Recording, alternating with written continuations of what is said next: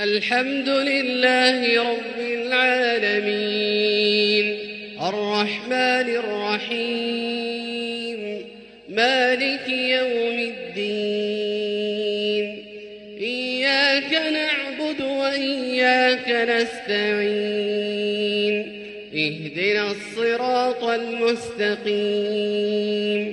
صراط الذين أنعمت عليهم غير المغضوب عليهم ولا الضالين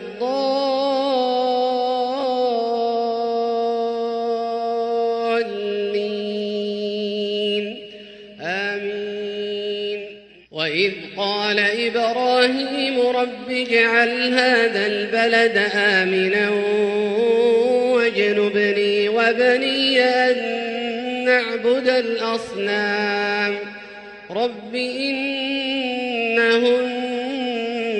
أضللن كثيرا من الناس فمن تبعني فإنه مني ومن عصاني فإنك غفور رحيم.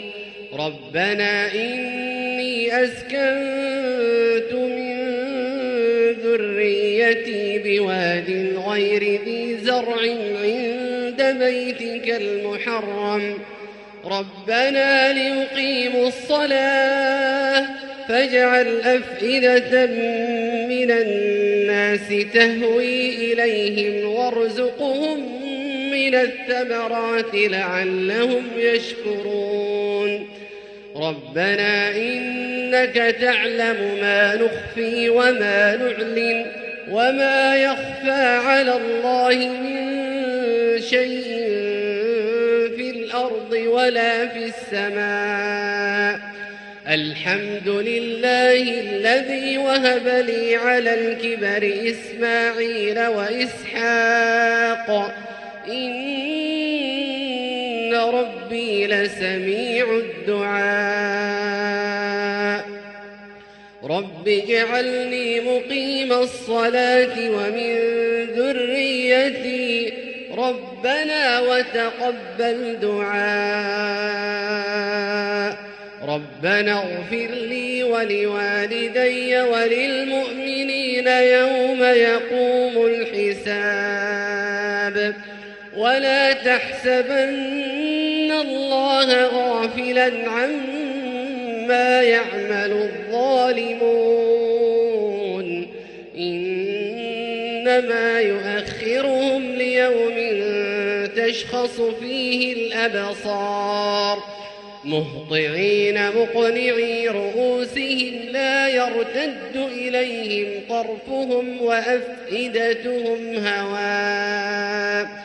وأنذر الناس يوم يأتيهم العذاب فيقول الذين ظلموا ربنا أخرنا إلى أجل قريب نجب دعوتك ونتبع الرسل أولم تكونوا أقسمتم من قبل ما لكم من زوال. وسكنتم في مساكن الذين ظلموا أنفسهم وتبين لكم كيف فعلنا بهم وضربنا لكم الأمثال. وقد مكروا مكرهم وعند الله مكرهم وإن كان مكرهم لتزول منه الجبال. فلا تحسبن الله مخلف وعده رسله إن الله عزيز ذو انتقام.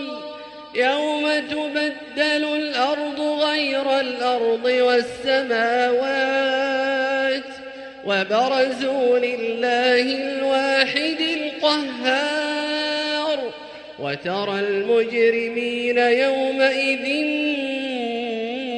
مقرنين في الأصفاد سرابيلهم من قطران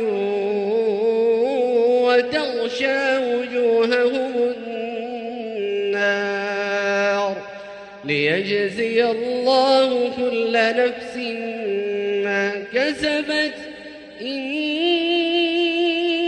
الله سريع الحساب هذا بلاغ للناس ولينذروا